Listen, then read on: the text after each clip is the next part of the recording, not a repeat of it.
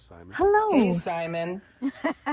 Hello. Hey, Simon, it's Skylar. Simon? How you Hey, doing? Simon. Hello, Simon. What's up, Simon? Hello. How you doing? Hey, Hello. there. Simon.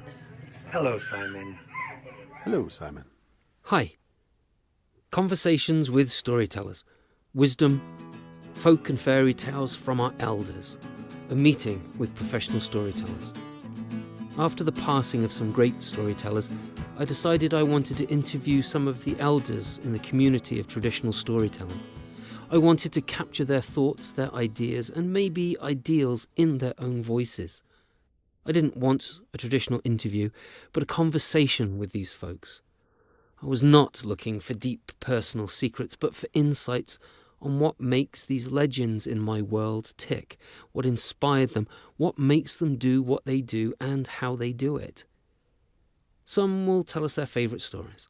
Others will share their thoughts on our profession. Some will give us glimpses of their lives and the lives of those around them, who their mentors and inspirations were or are. All of them share gems of wisdom. Welcome to Conversations with Storytellers.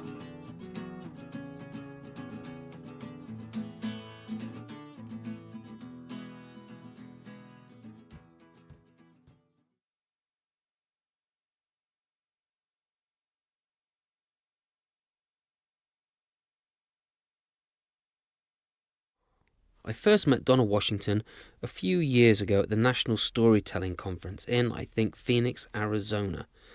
I'm not very good at dates and places. It was my 50th birthday weekend, I remember that, and she, along with some others, helped me celebrate somewhat quietly. She's one of the most wonderfully warm and open people I know. Her outlook always seems to be sunny, and her optimism is as big as a planet. She is generous, and I like to think of her as a friend of mine. Donna inspires many people and shares her thoughts and work both on her website and blog. Please enjoy my conversation with Donna Washington.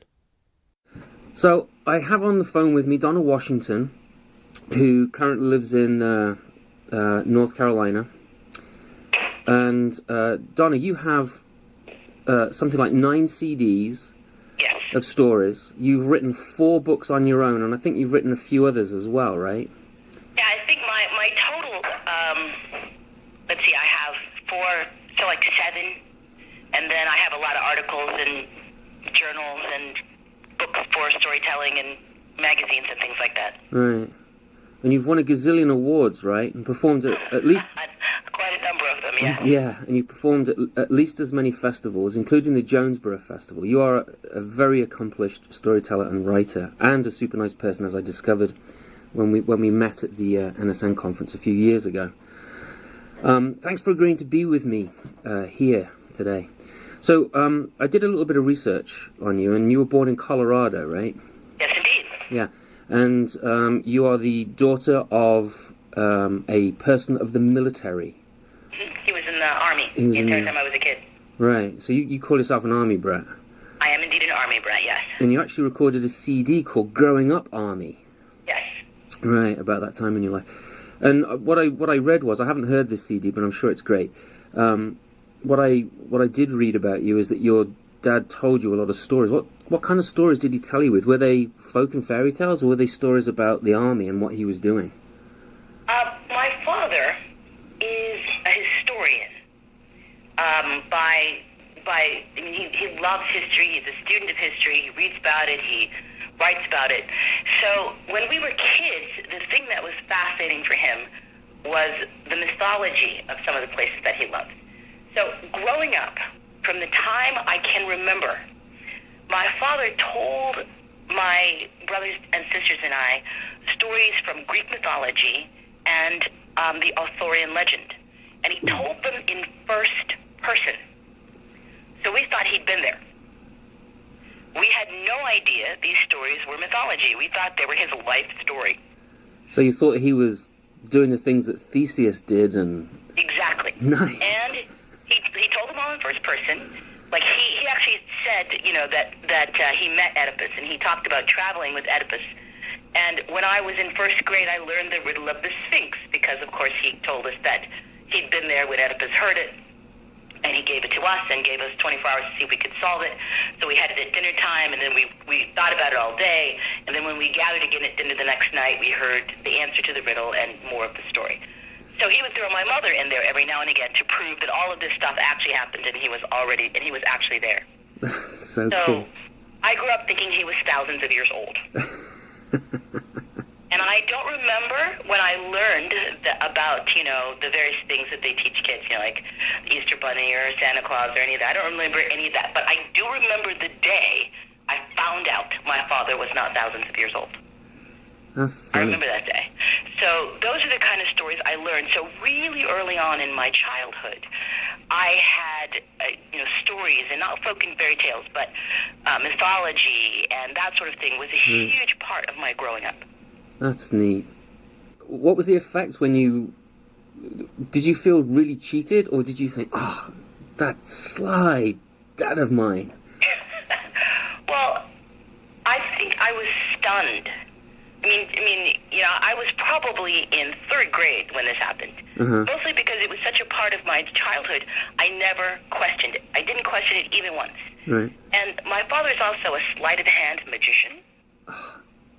So the reason that he told us he'd been in all these places was that he had been apprenticed to Merlin the magician. Nice. And so he would make things appear and disappear. He could pull coins out of your ears. He could make things just vanish, and he just did all these really cool tricks. So I didn't have any reason to doubt any of this, right? You're a kid, you don't doubt it. Yeah. I remember thinking that when I found out he wasn't that old, I was stunned first. And then I had a moment of going, how is it possible that I didn't know that he couldn't be thousands of years old? I know people don't really live that long. Right. How could I not know this? And then I just felt sheepish. My father is, I think if ever in the world there was a man who was a trickster character, my father is that guy. Yes. So just as trickster characters, I get why people keep going back to trickster characters. I get why people trust them again, even after they do something nutty. Because,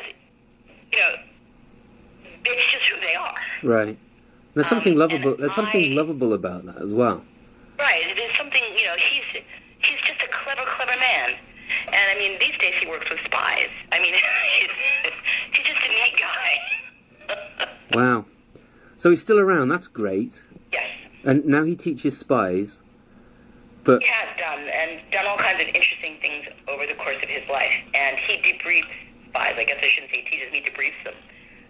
And they come in and they're stressed out, and he tries to help people deal with things like that. So he's had jobs like that over the years. Though at this point, I have to be honest, I think he changed jobs a couple years ago in the Pentagon. So I'm not really sure what he's doing now. I'm not often likely to know because, he always laughs and says, if I tell you, I have to kill you, Yeah, and he's probably telling the truth. A little bit of his truth. So I'm assuming that your dad was a huge influence on you when you were growing up. Well, here's the thing that's funny about that. The part of me that lives in story, partly, definitely from my dad. But my mother, she was a stay-at-home mom pretty much the entire time I was growing up.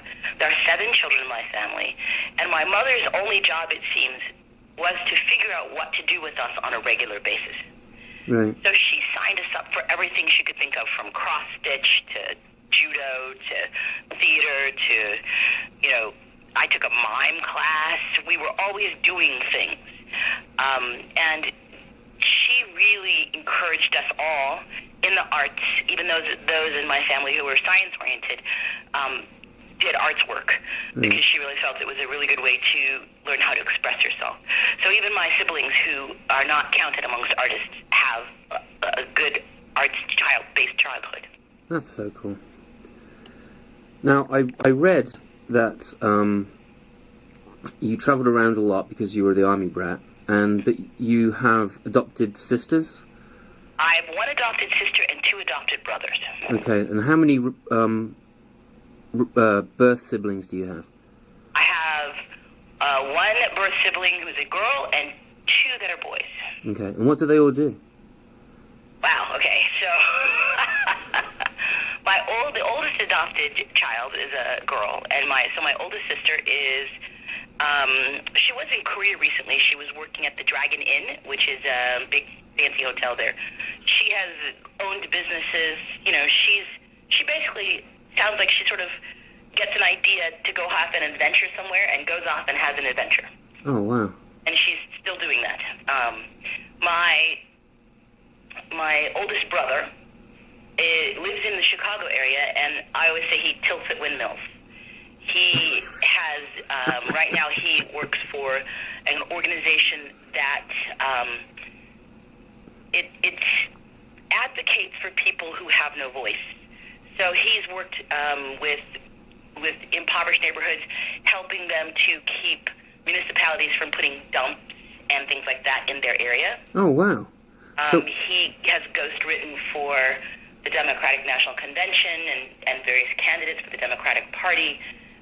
He gives workshops on civil disobedience. Oh, wow. So he works very hard to help people who are struggling with injustice against larger entities in the government. That's very, very commendable. I like very that. Specifically. And then I'm the next person in that line, right? Okay. So I'm a storyteller. And then my brother, younger than me, he is the one younger than me. He lives in Indiana at the moment, and he's always been someone who manages companies. So occasionally he's worked for various manufacturing companies over the course of his life, and he comes in and he manages their system. The brother younger than him works at Eli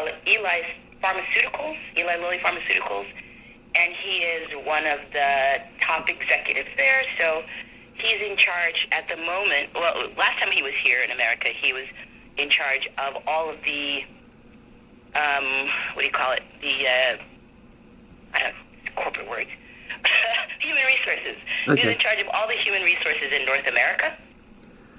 And so he's back. Then he was in Puerto Rico for a while, and he's back now. And I believe that he's overseeing one of the new drug alliance that they have. So he's doing that. But one of the coolest things about him is he is probably the most technical, like logical brother that I have. And he rewrote the sales rules for Eli Lilly to the tune of "'Twas the Night Before Christmas." And it made them much easier to memorize, and he actually got some bigger word for that. And he sort of is always at the top of his meets sales goals because he uses creativity and a lot of artsy type things in a world where people are very logical and very, pump, pump, pump, pump. Right, so his arts training really came into handy to help him get where he is. And then the brother underneath him, my brother Milton, he lives in New York City. Milton, my mother once said he would either be Al Capone or Martin Luther King. He is really creative and interesting. Right now, he is working on he's working on a biography, and he is a memoir, and he is also he's one of those people who just does things. He looks a bit like the actor The Rock. Okay. And he's this big, beefy, muscly, bald man who's absolutely gorgeous and basically just does whatever he likes.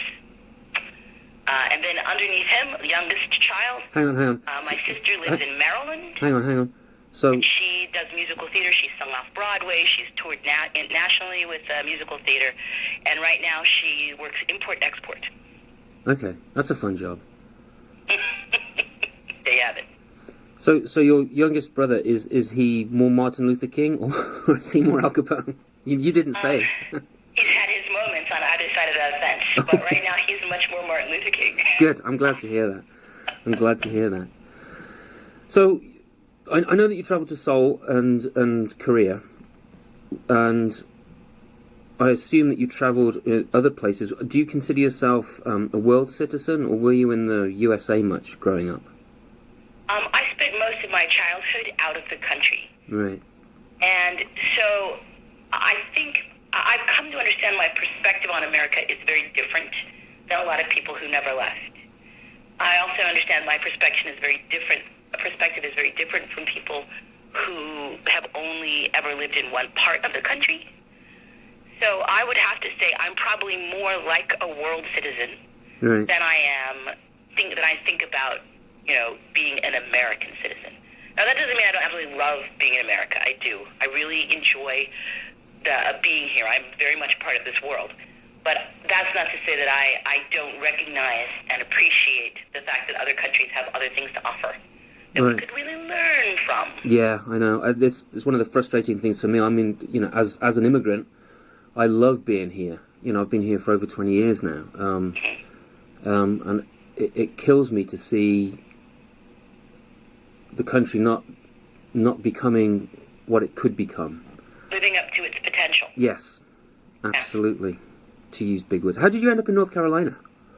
From Colorado? That's a funny story. I was in the Chicago area. I attended at Northwestern University, and then after I graduated, I stayed in the area and I was working. But I don't do well in really cold, dark places. And from probably about October to March, Chicago can be a really cold, dark place. Okay. And one year it just got really, really bad. And I was dating a fellow who lives in Evanston. He'd always lived there. And This is Texas, I said to him right? One evening, I was like, okay, here's the deal. If you need to live here, we should break up, because this is a deal breaker for me. I cannot live in this part of the country. Not forever. He said, I don't have to live here. And then a few months later, he went on a road trip. And we know we didn't want to go west. So he went up the Eastern Seaboard, and he visited a number of states and visited some friends, and he came back about a month and a half later and said, these are all the cities I think I could live in. Which one do you want to live in? And we picked this one. And this is David, right? David, yes, indeed. We'll get to him in a bit. Because he sounds like a really cool guy. And I know that, I've met you, and I know that you're incredibly vivacious and huge personality, and a very warm and caring person. And I want to talk about him in a bit, but anyway. Okay. So you began telling stories at college, but you were studying theatre, is that correct? Yes. Do you think... I was at Northwestern University studying theater, and I got cast in a piece of theater by a grad student who was also a friend of mine. She was taking a class in storytelling, and to get her graduate degree, she had to teach a class on storytelling. So she did this really clever thing. She cast a play, and then she made all the people in the cast take a class so that she could get credit for having taught a class. And so during that time when I was in that class, I made the transition into storytelling. And apparently I was the only person who didn't know. So when the show was over, Reeves Collins, who is my mentor and a dear friend, he walked up to me. At the point I hadn't met him. He walked up to me and he said, you should be a storyteller. And I said, okay, because I was 20-0, and when you're 20-0, everything is good. Yeah. And then he spent the next year of my life turning me into a storyteller. He did things like he showed up in the hall like 2 weeks later and handed me a class schedule that was partially filled out and said, I signed you up for 2 graduate classes in storytelling, because at that point they didn't have any undergrad classes. 2 graduate classes in storytelling. I don't know what you have to do to make the rest of your schedule work. Just do it. And I was like, okay. Wow. And then the first day in the class, people were going around introducing themselves, and then it got to me, and he pointed to me and said, that's Donna Washington. She's already a storyteller. She's just here to learn new stories. And then the next person went. I didn't even get to say anything. So he did things like that, and then ultimately he got me my first job as a storyteller. He said, I got a show, come and I'll split half the money with you. And I came, and I got $150 for telling for 20 minutes, and I thought, I could do this. Yeah, right. And that was really the beginning of me thinking, this could be a job, like not just something I do on the side. I could do this for a job. And ultimately it ended up that way. So I really never had another job as a grown-up person. This is the only thing I've ever done. So that's great, because I think a lot of people have slowly fallen into it. So you're one of the few people that actually didn't fall into it, but was directed to it. I picked it, yeah. I picked it based on Mr. Collins, just Dr. Collins, just pushing me right on in. He's like, this is what you should be doing. And he was right. It was a good choice. Yeah, I would agree with that for you, definitely. Definitely. So you do the storytelling, you've written books. Which do you... I'm assuming that storytelling is the lion's share of what you do. Well, yes. I probably do, I don't know, 300 to 400 gigs a year, maybe. Wow. And then when I'm not out traveling, I work on writing. Except sometimes I can't do that. Sometimes I'm just here trying to resettle before I leave again. Right. But yeah, and I travel. I mean, if you gathered up all the time I travel, I probably travel about 6 months of the year, 6 to 7 months of the year. You sort of gathered it all together. The rest of the time, I'm here. And I'm either doing day work, you drive out, do your thing, come back, or I'm just, like, I have a series of free days now. So I try to get my writing done then.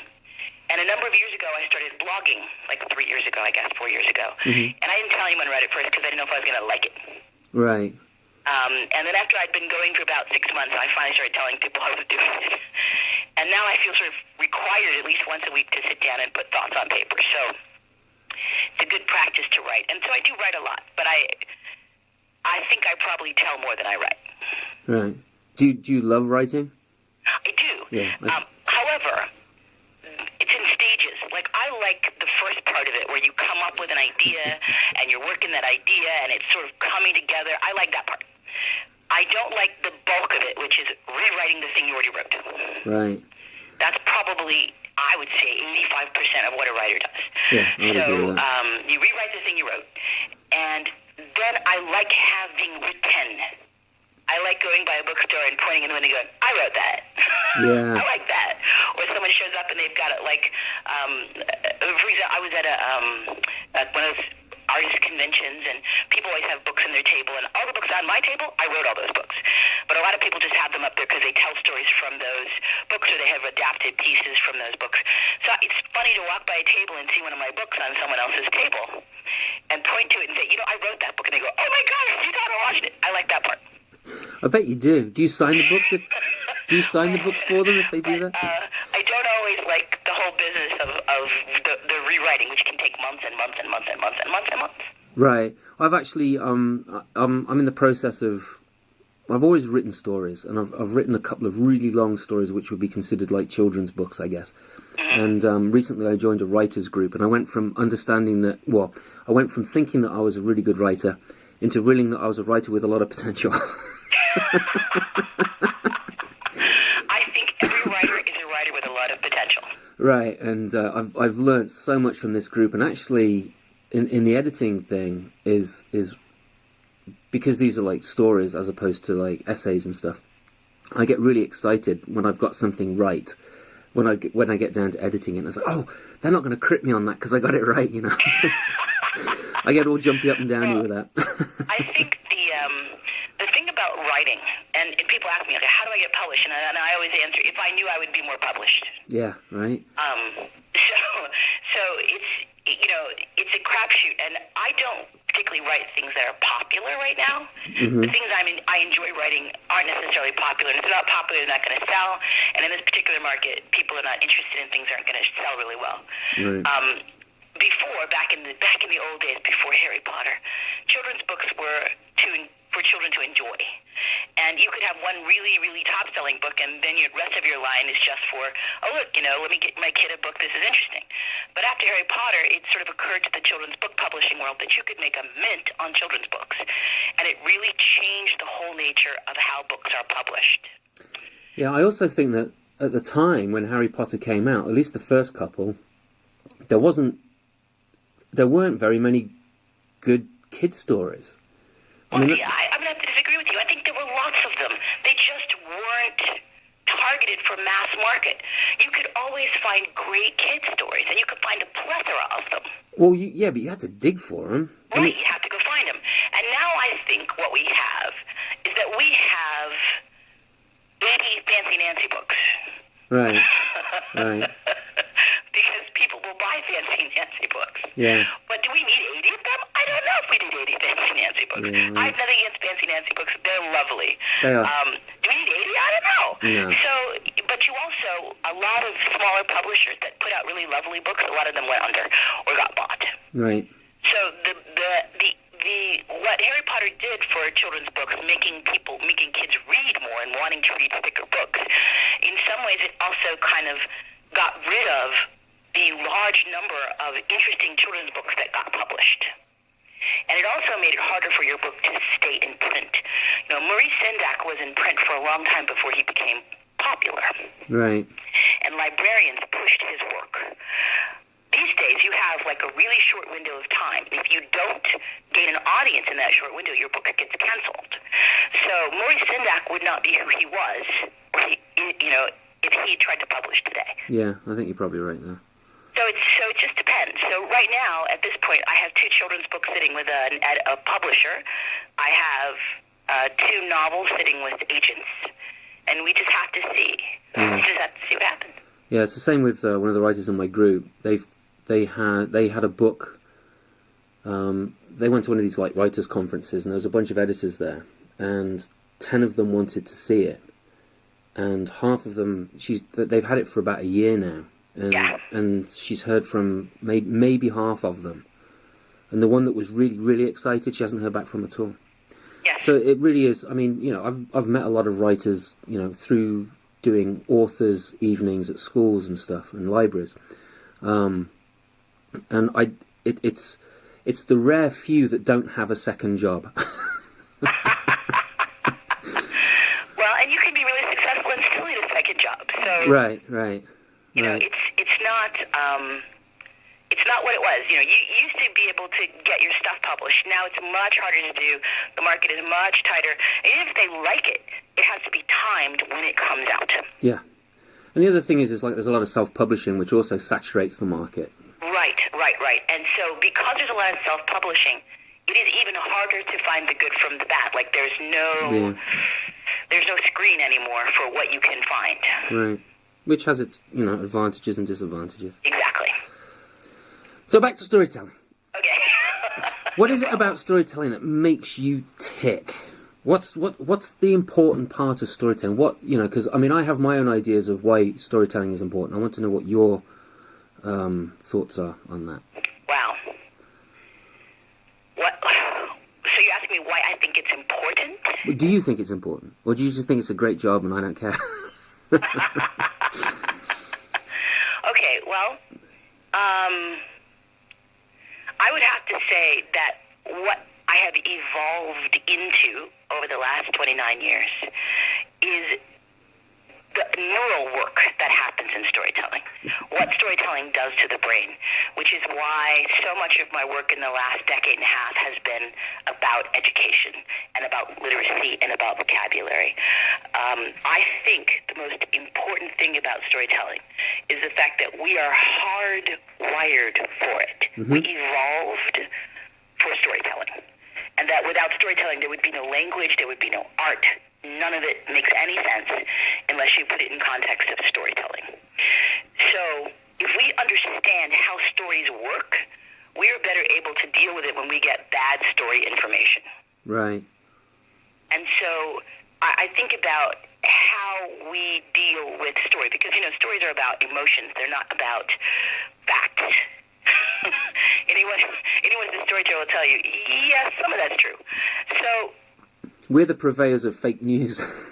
Exactly. But the thing is that there's a reason why fake news is so powerful, because it reinforces the things we already want to believe. Yeah. And if you get the things you already see, if what you believe is not anywhere in reality, that's tricky. That's really tricky. But you can still believe it. But there's nothing to back it up. But if you start seeing things that back up the belief that you already have, then you need those things to be manifest in reality. Thinking about that guy who believes the fake news about there being some kind of human trafficking ring in the bottom of a pizza store, in the basement of a pizza franchise, and actually went there with weapons to expose it. I mean, that's a pretty powerful story for him for whatever reason. Right. So much so that his ability to think about the feasibility of that disappeared. Right. And he went there to do something about it. I mean, that's that, if you ever wanted to know, and they talk about the power of fake news, but that's the power of a story, to make you manifest something in real life that is nowhere near reality. Right. And so for me, as a storyteller, I think stories are incredibly powerful. Right. They shape everything there is to know about us. I often say that you can tell what kind of person someone is if you know the stories they believe and the stories they don't believe. If you just got a list of them, you would be able to tell what religion they belonged to. You'd be able to tell whether or not they traveled. You'd be able to tell if they had some issues with other ethnicities. You'd know a lot of stuff just by listening to the stories they believe in. And I think that is amazing. And it's also why it's powerful, and we should be figuring out how to expand our understanding of it in all contexts, not just for performance or for education. I like that idea. That's very thought-provoking. I hope so, because that's one of my missions in the next, decade or so. That's really cool. I'm impressed. I like that idea a lot. I mean, I'm a big believer in, how powerful story is because, I think, there's a similar slant to the way that I think, insofar as if somebody knows that you can spin a story by teaching somebody the art of storytelling, then they can see through that spin. Yeah. Right? And I think it's important that people know that. I also think that it's important that people are able to tell their own story so that we can gain more empathy in the world. Yes. So I agree. I think it's harder, they always say it's hard to hate someone if you know their story. Right. But I think it's also harder to see them as different if you know their story. Yes. Well, you understand them, and then everything else starts to fall in place. You might still not like them, but right. You can understand them. Yes. It's true. So going along those lines, but taking a kind of diagonal sideways, like trip over my feet kind of direction. When I began telling stories back in the UK, I was it came from my belief system, if you will, and I told a lot of Native American stories, First People stories. But then when I came over here and found that a lot of Native Americans are not too keen on non-Indigenous persons telling their stories because they've had so much else stolen from them, I actually realised that I should be telling my own stories. And so a lot of my stories are from my heritage, which is, European, Irish. Do you think your heritage and also the fact that you've travelled so much around the world has pushed your direction of the stories that you tell and choose? That's quite a question, and interestingly for me, more of a loaded question than you probably realize. No, I realise how loaded that question is. Okay. And for anybody that's listening to this interview, Donna Washington, I did not grow up immersed in any culture that anybody would look at and say African American. I didn't grow up in anything like that. Right. Both of my parents, because my dad was in the military, I didn't live around extended family at all. My exposure to people on most bases in most of my life before I hit middle school was completely multi-ethnic. I can't even recall a time in my childhood when I wasn't surrounded by people from every corner of the world. And I didn't think about it twice, like it was just normal. What was weird was when I would visit my grandmother and everybody would be the same color. Right. That was just really weird to me.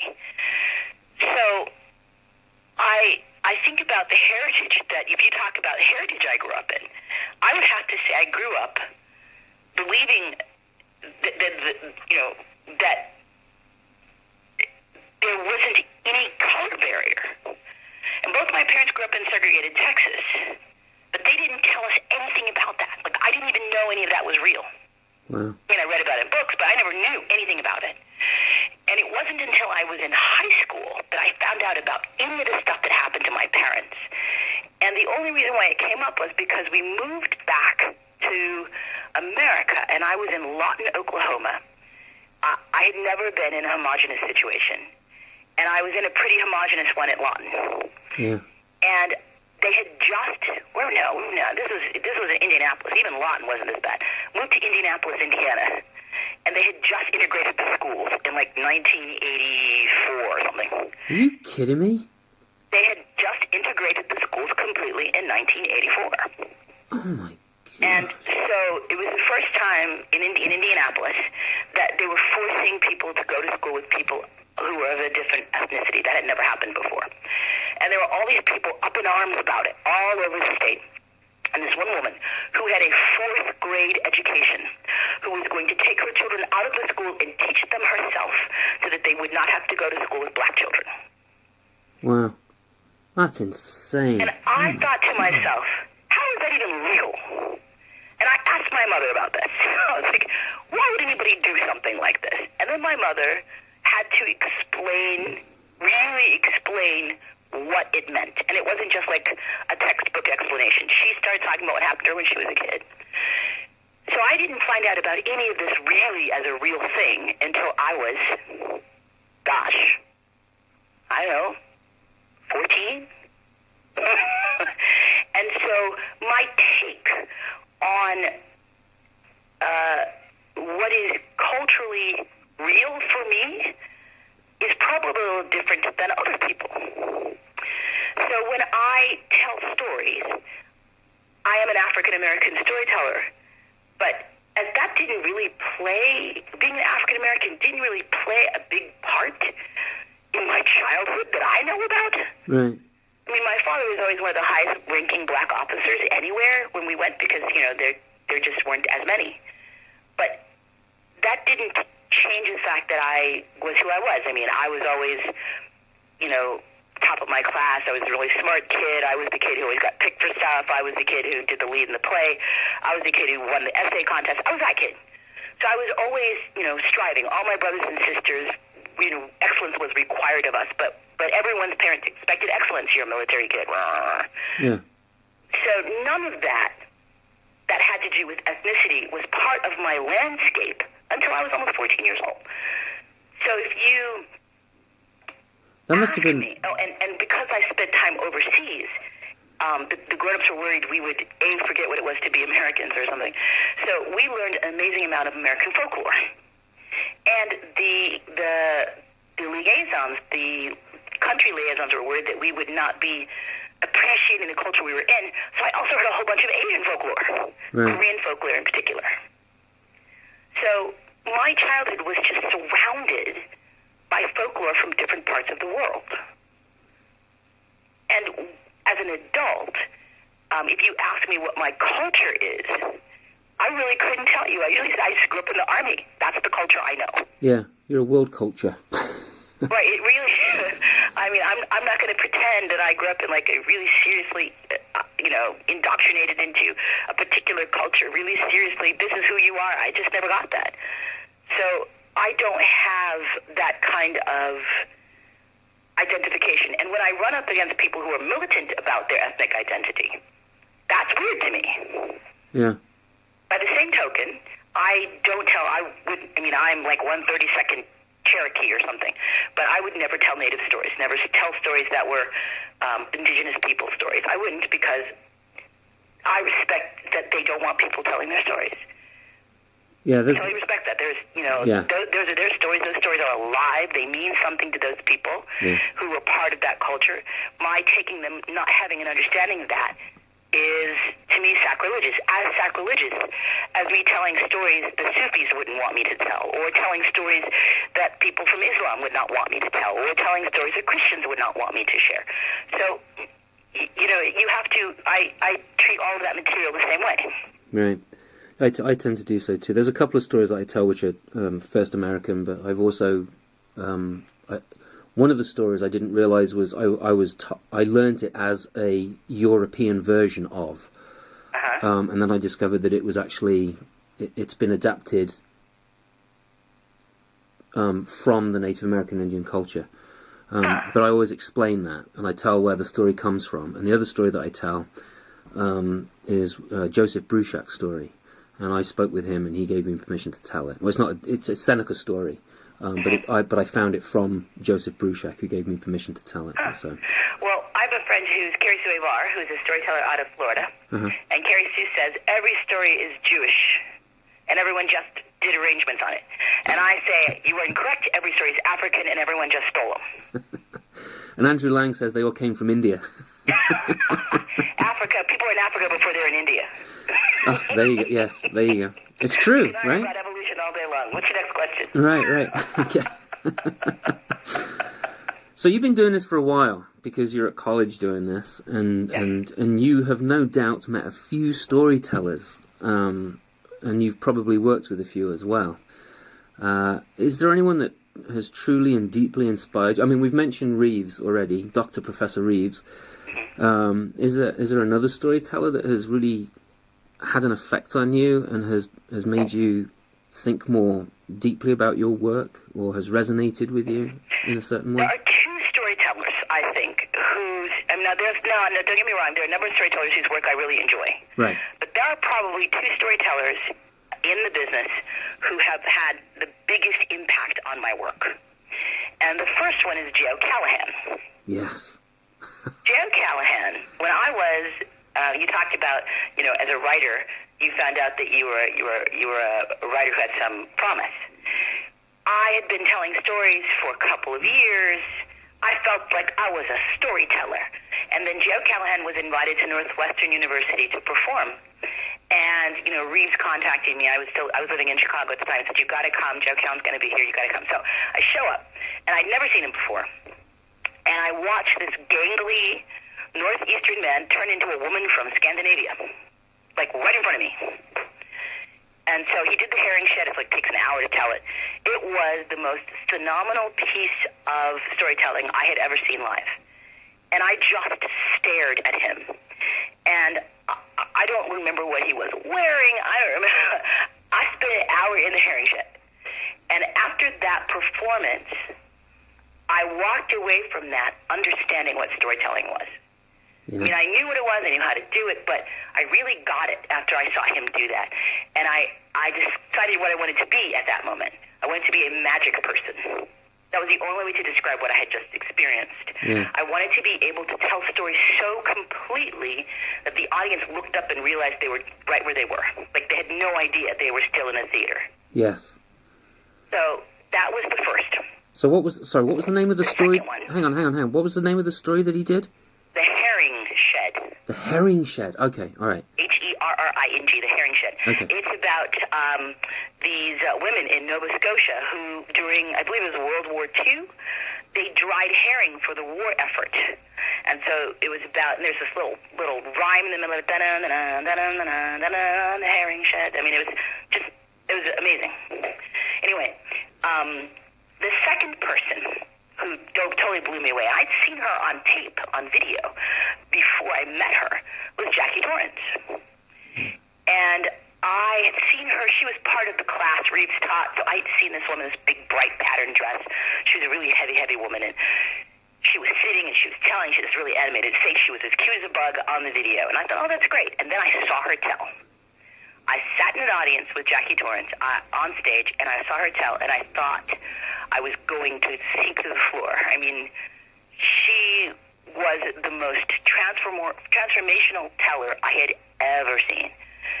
The way she moved, the way she used her voice, the way she used her face, her eyes, her hands, everything. I was blown away. I'd never seen a performer embody with every single bit of their person that much of a story and not move at all. Wow. I'd never seen that before. And afterwards, because it was at the Illinois Storytelling Festival back in the day when Jim May was running them, I was so sheepish about it. I mean, I could barely talk to her. I've never been that in awe of another human being in my life. And over the course of the years of her life that I knew her, I just grew to love her. She was just so fascinating. And, I never became a close personal friend of hers, but I didn't, when she was around, I got a chance to sit with her. We chatted. She gave me suggestions, advice. She mentored me in the time that I knew her more than any other storyteller that I know. And Reeves, I was one of my professors and my very first mentor. But Jackie really helped me hone my professional skills. I mean, she was just, nobody can touch that woman.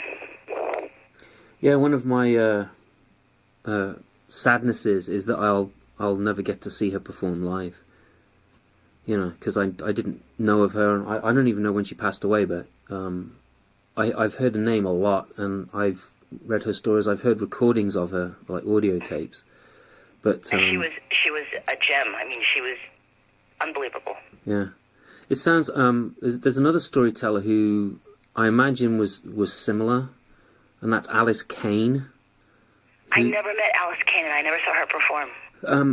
Same with me as well. But Dan Janinski, is that right? I can't remember. But anyway, I saw him and at one of the conferences, and he told me if I only buy one thing, get Alice Kane's CD set.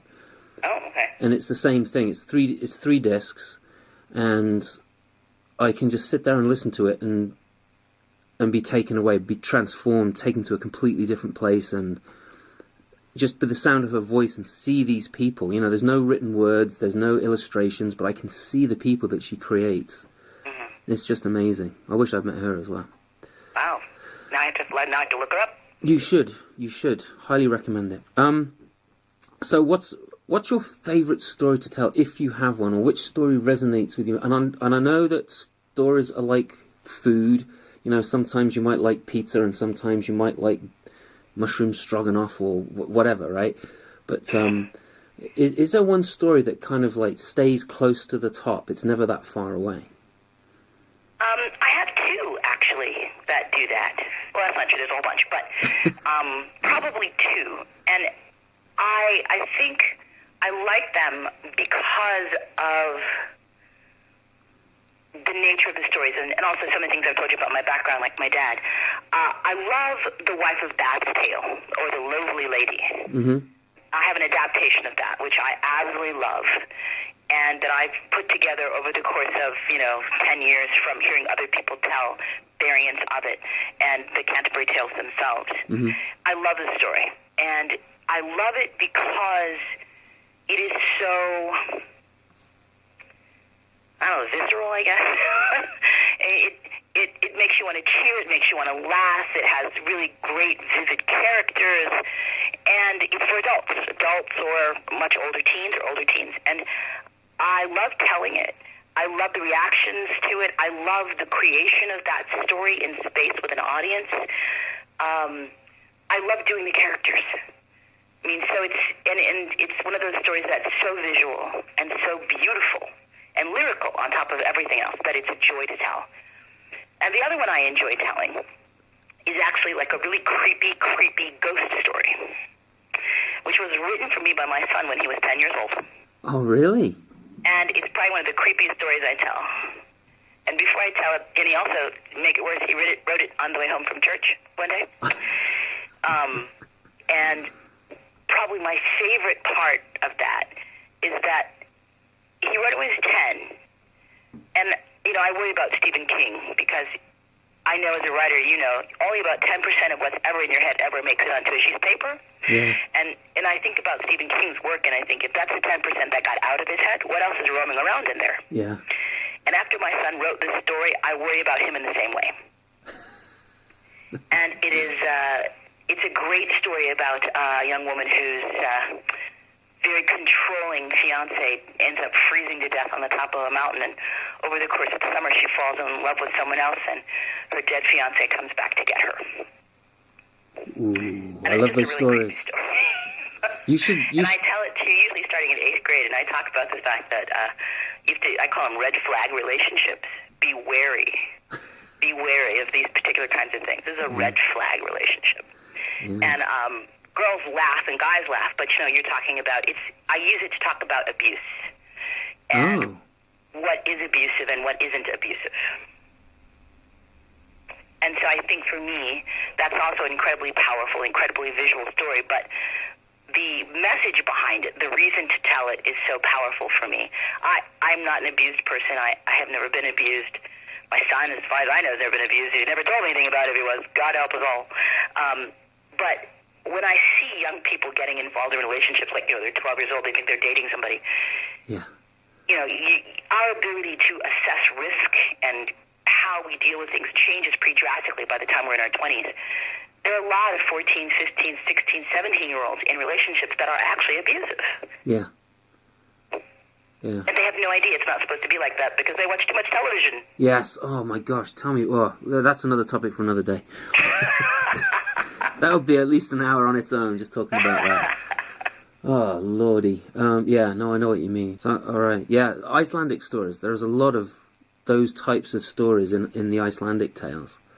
Yeah. Of dead people coming back and, lying and cheating and all sorts of, they're dark. There are a lot, too. I think if you have dark cold, you end up with dark cold stories. Yeah. Well, I'm a big believer in that. When I started studying stories deeply, I found that a lot of Australian stories, Aboriginal stories, were really dark and violent and everything. And it started to occur to me that, wow, they live in these very, very harsh environments. So, of course, the stories are going to be harsh. Yeah. So, yeah, totally. So, you talk about Jackie, and I know that she did voices, and Jay, not so much. He kind of like throws you the idea of the character that you then create in your own mind. But I was listening to one of your stories the other day, and you and I do voices and noises and stuff.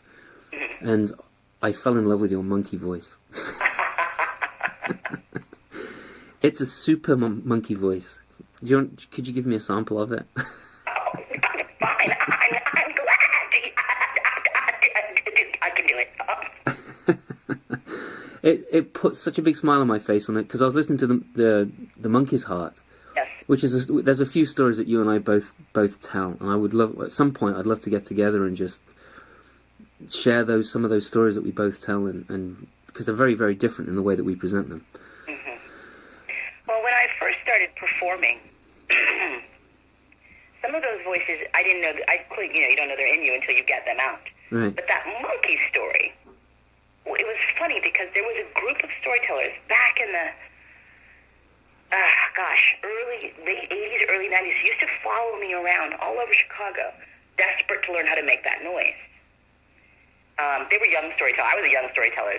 Some of them were a little older, and they just were like, "How do you do that?" And I had just finished up my studies at Northwestern. I was like, I took great vocal classes from this woman named Nan Withers Wilson, and her job, she passed away just recently, did Nan, but her job was to teach you how to speak clearly and how to not make horrible noises when you speak.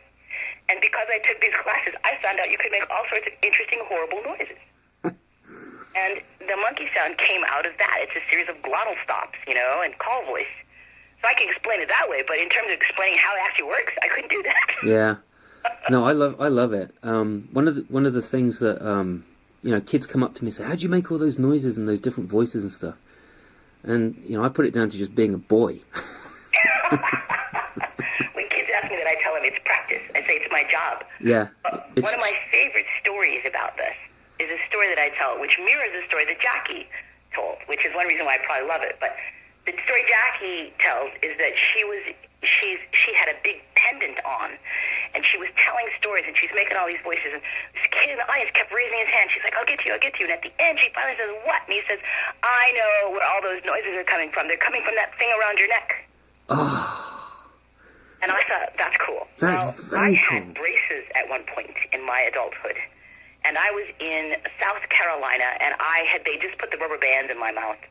And I was up performing, and I did the Why Mosquitoes Buzz in People's Ears, which has, 10 voices and sound effects up the wazoo. It's just this really wild, crazy story. And there's two kids halfway back, and the little boy keeps poking his brother and saying something and saying something and saying something. Finally, his big brother hits him in the shoulder, says something to him, shakes, nods his head, and it stops. Now, I'm desperate to know what they were talking about. Like, probably, can I get a snack? But I just wanted to know. Uh-huh. But after the set was over, all the people came up, and I lost sight of the little boys, and they left. And I was like, I'll never know.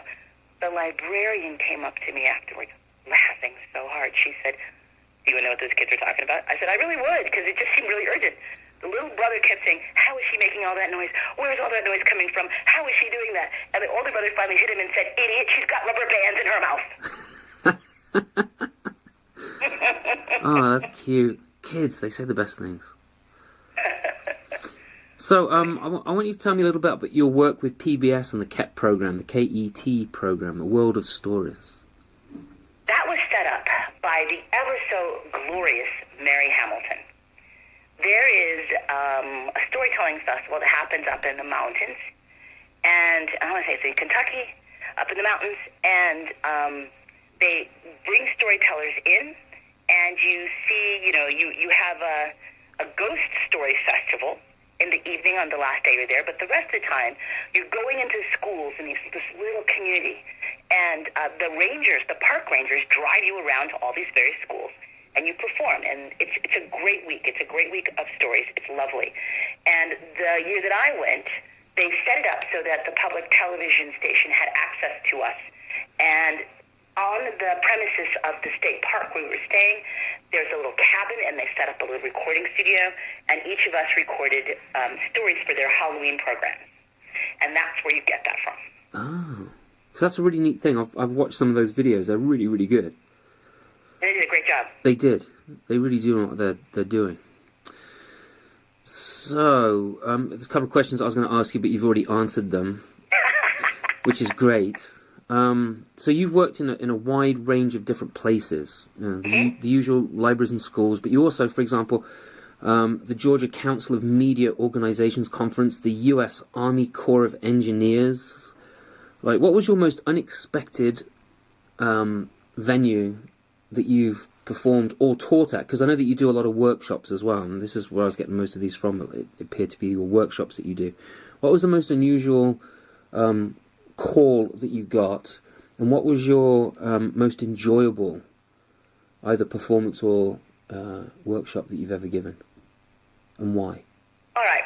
I think probably the most unusual, and the one I ever did, was back when I was a brand new, spanking new storyteller.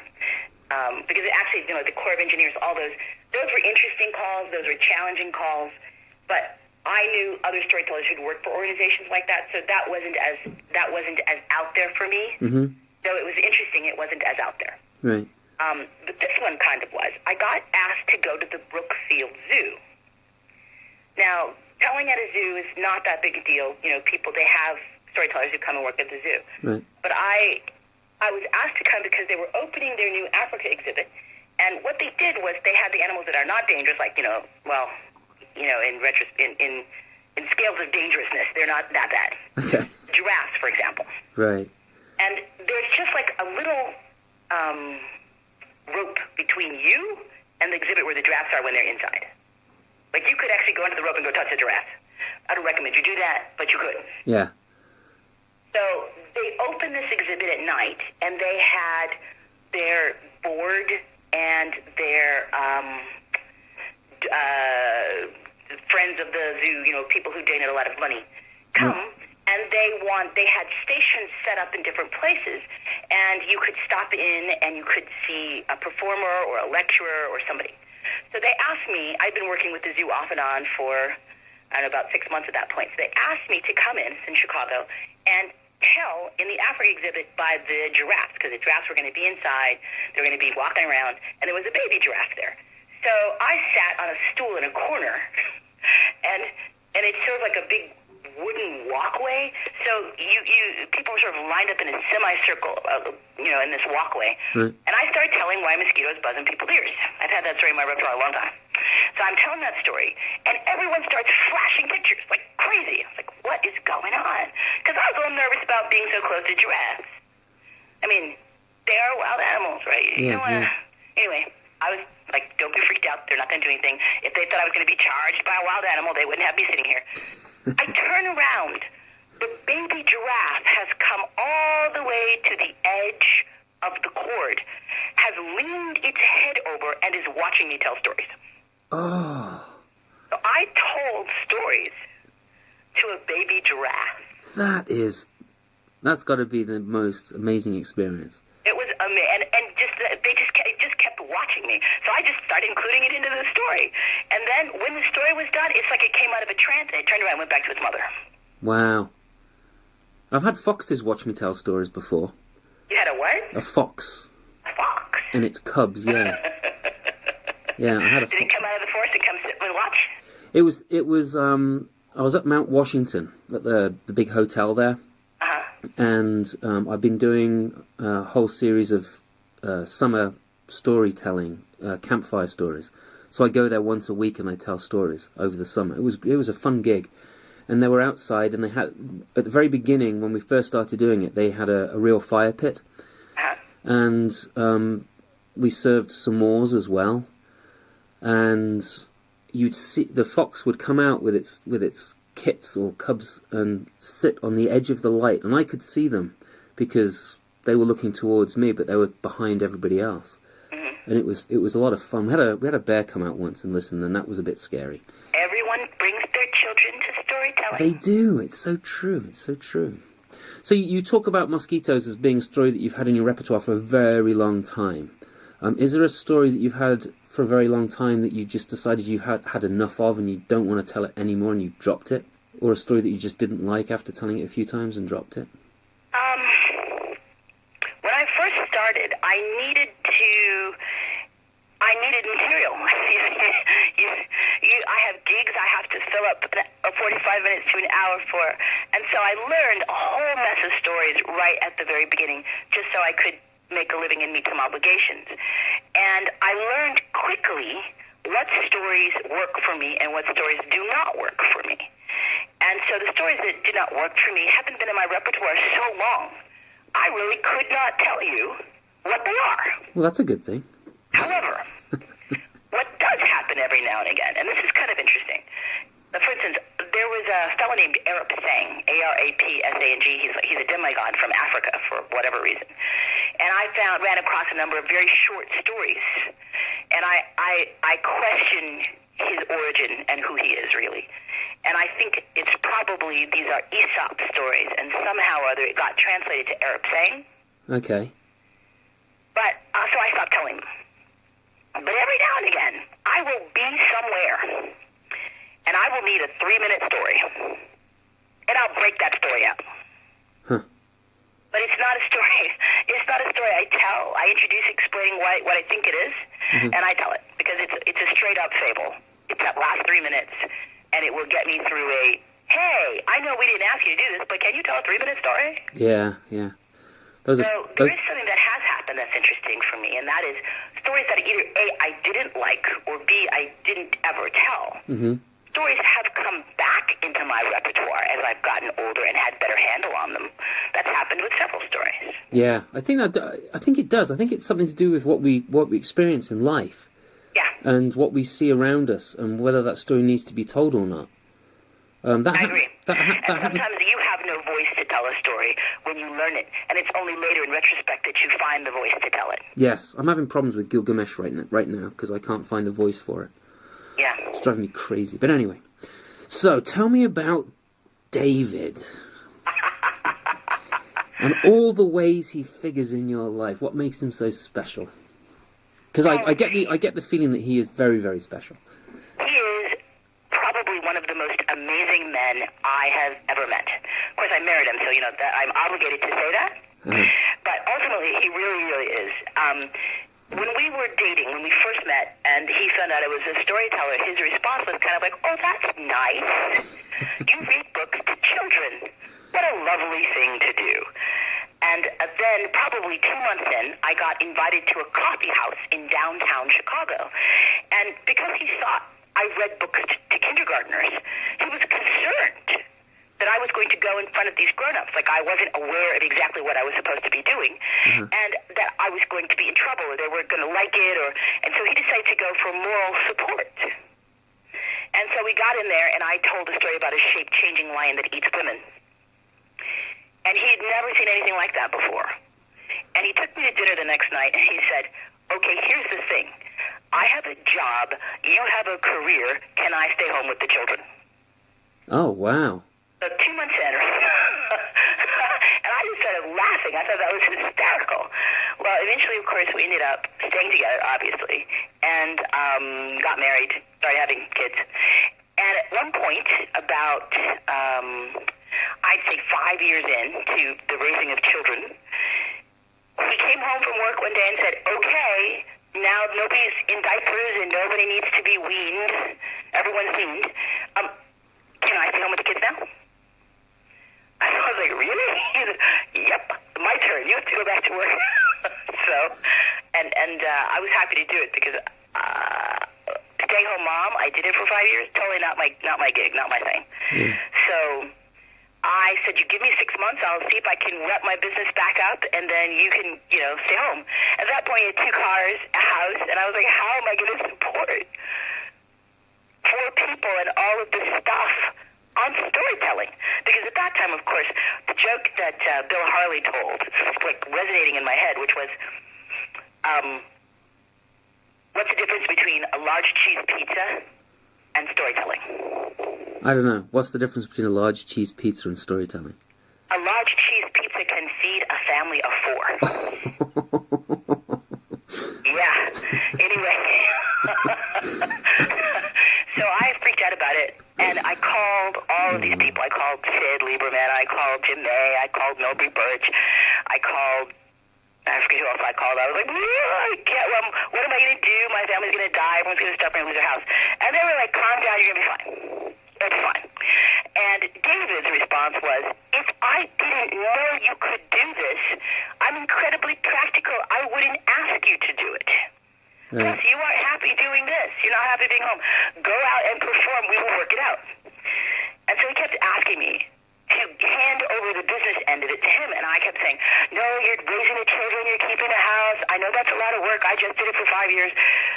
And then that spring, I was at the Stone Soup Festival with Donald Davis, and I was on the phone call with 3 other people trying to book things, and I was trying to keep notes somewhere, and Donald Davis was laying flat on his back with his legs crossed. And after I got off the phone, he looked over at me and he said, what exactly is David doing right now? I said, I don't know, he's raising the children, he's whatever. He goes, he can answer phones. And it occurred to me, like he said to me, if you were a guy and he was a woman, you wouldn't think twice about asking him to do all of the stuff you're doing right now and clean the house and keep the kids. Yeah, right? And I thought, yeah, I wouldn't, but I'm a woman and I wouldn't ask him to do all that. But this is exhausting with me trying to travel and perform. So I went home and said to David, hey, I have an idea. Why don't you take this over? And he said, thank you. And within 6 months, he doubled our income. And it also meant that I didn't have the same anxieties that I had, and I was really able to just focus on learning the material, writing, and all the other things that have come out of him taking over the business. To the point where I don't even book anything. If you call, talking to me is useless. You need to just talk to David, and I don't even know where I'm supposed to be half the time.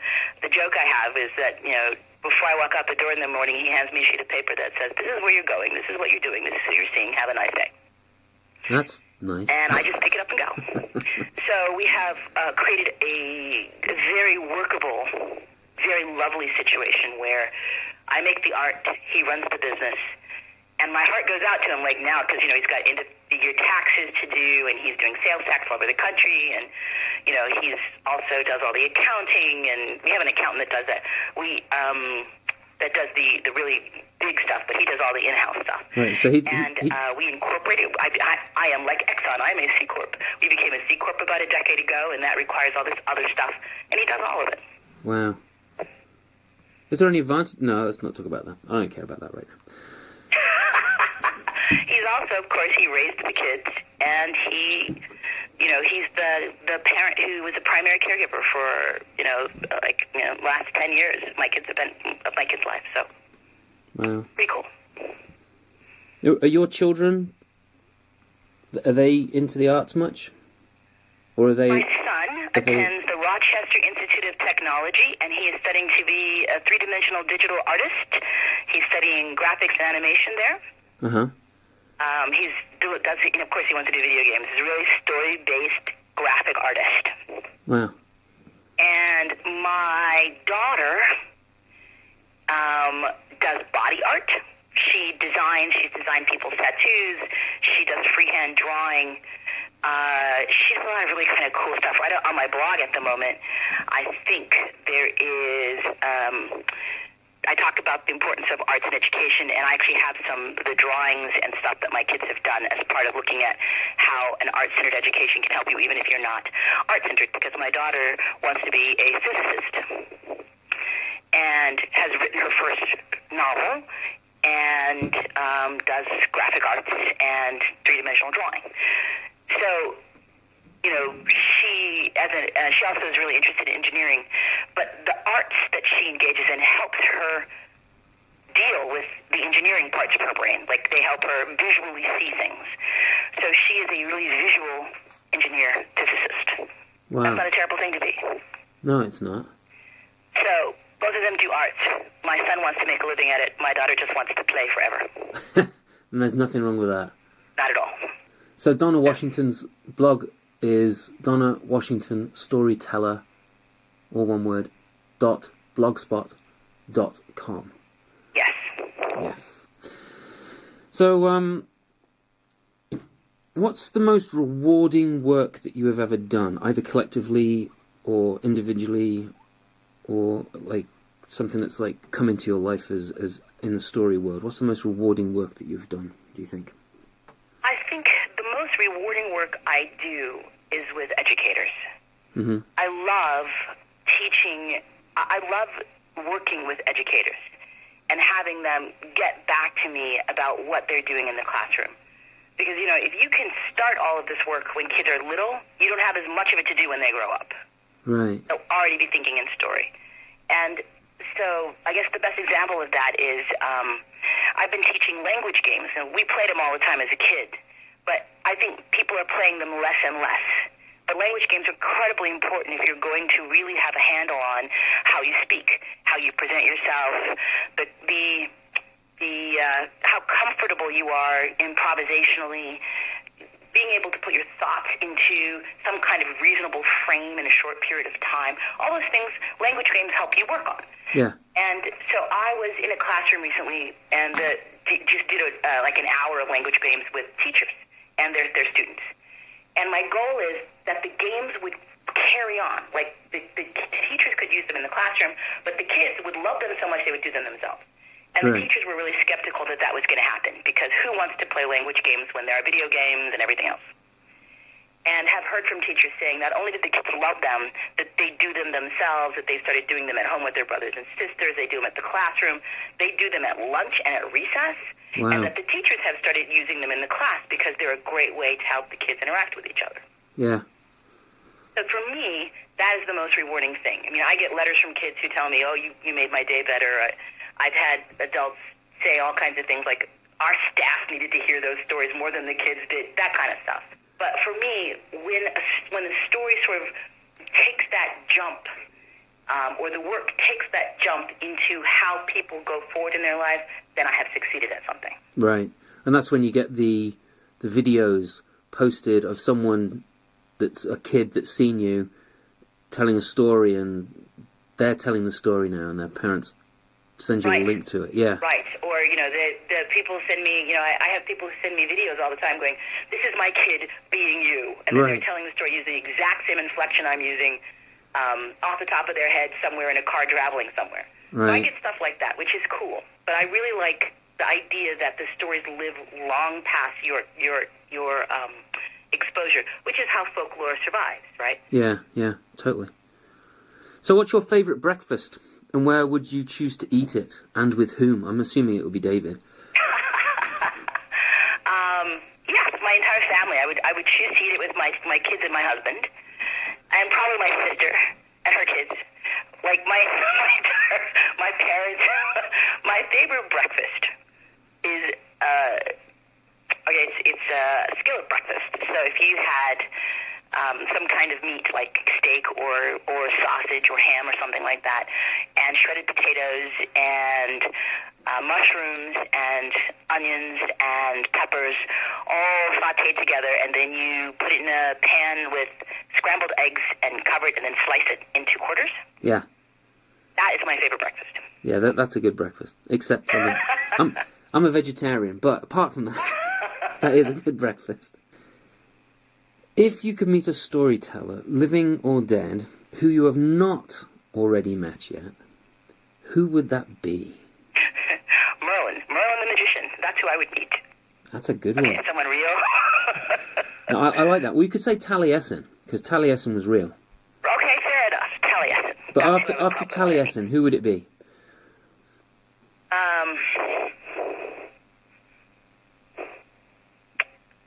You know who I think I would like to meet? I can't remember his name at the moment. Let me look it up.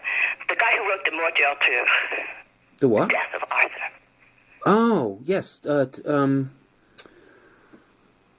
can't, I wasn't thinking about him. I can't remember the name. Let me just look it up here on the internet. Sir Thomas Malory.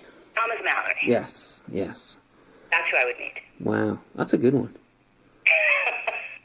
Yeah, I don't know. He might be all right. He or Spencer. I'm not sure. Sorry, what? Or Spencer. I can't remember. Oh, yeah, okay. Edmund Spencer, who wrote The Fairy Queen, which is like this big book of supposedly the history of Britain, and it was written for Queen Elizabeth I. So there's a lot of the fairy queens are in reference to Queen Elizabeth I. Or Chaucer. I think Chaucer would be someone interesting. Yes, I would like to meet him. I bet he'd be a lot more fun than hanging out with Thomas Malory in prison. That's for sure.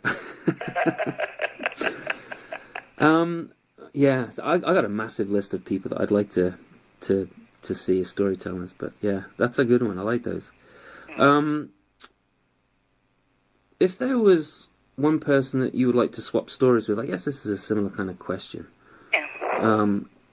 Like I'd say more contemporary storyteller, in the last 50 years. Like, if there was one storyteller that you could sit down with and just swap tales with, who do you think it would be? Probably J.J. Renault. Yeah, there you go. That's somebody else I haven't seen. Or that's good. Yeah, because most of the people who's, for instance, I love listening to Charlotte Blake Austin. I love telling stories with her. I love listening to her tell. She's wonderful. She's one of my favorite storytellers to just hang out with. Right. Charlotte Blake Austin. But there are, there are a ton of storytellers I enjoy working with. But if there was one who I really wish I could sit down and just swap stories with, it would be J.J. Renault. That's cool. I like that idea. I'm trying to see it in my mind right now, and I like that. I like the visual. Is there anything else you'd like to share with us? Is there a secret passion that you've had in your life that you've not yet fulfilled? Secret passion I had not yet fulfilled. Yeah, I don't know where that came from.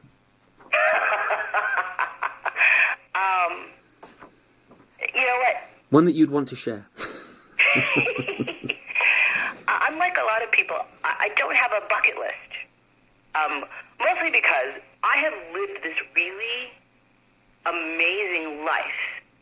And there was only one thing that I really thought I wanted to try to accomplish as a storyteller. And it was a financial goal, actually. And I have it because of J.O. Callahan.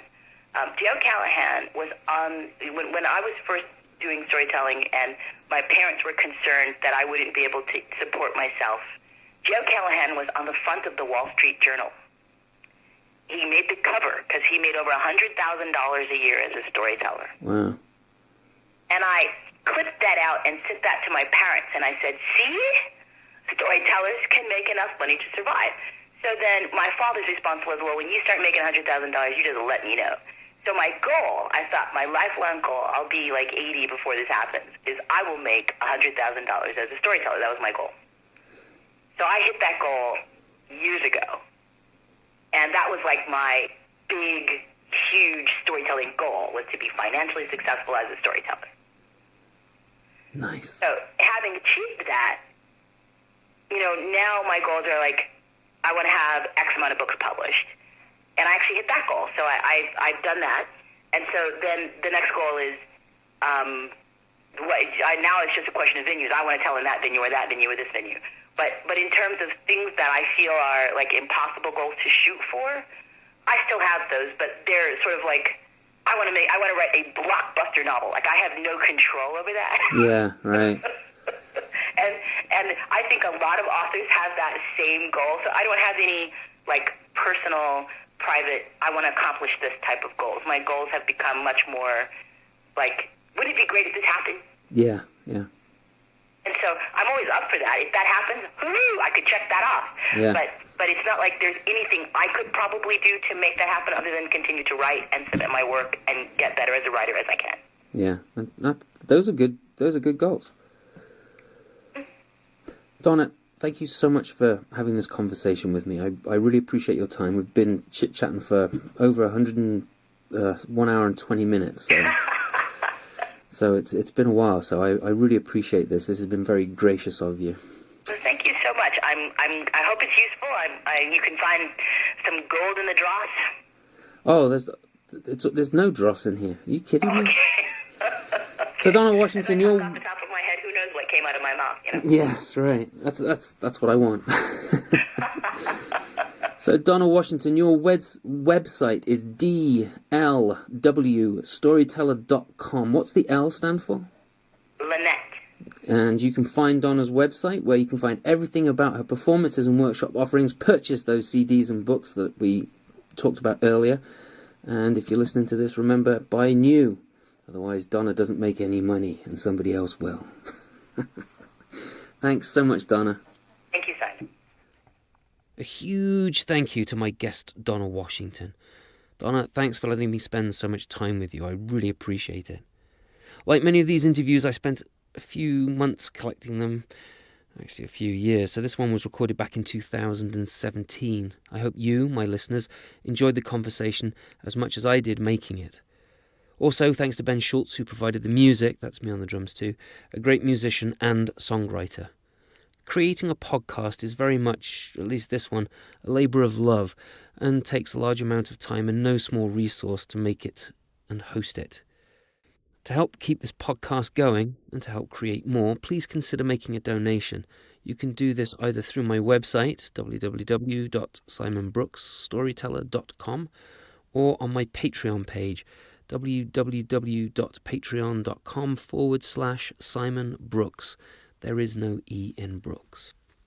I would like to give a huge thanks to my helper pixies, Rachel Ann Harding, Chris Riddell, and Claire Miller, who are supporting this podcast. And I'd also like to give a shout out to Harvey, Pat, Hope, and Merrick, who are also helping out. I'd also like to say thanks to HDHSWR1, which sounds almost like a UK's postal code, who said, "What a wonderful resource for aspiring and seasoned storytellers. Well done. Keep them coming. And don't you worry, I will." Thanks again. If you can, leave a review on iTunes or wherever else you found this podcast. It helps not just me, but it helps others find this podcast and know what they're getting into. Please jump on the interwebs and find out more about my guests. Follow them if you like, and you can also follow me. All my guests are amazing storytellers, without a question of a doubt. Again, thanks for listening and being there. I hope you join me for the next episode of Conversations with Storytellers, when the guest will be... I can't tell you that, then it'll be no surprise. So until next time...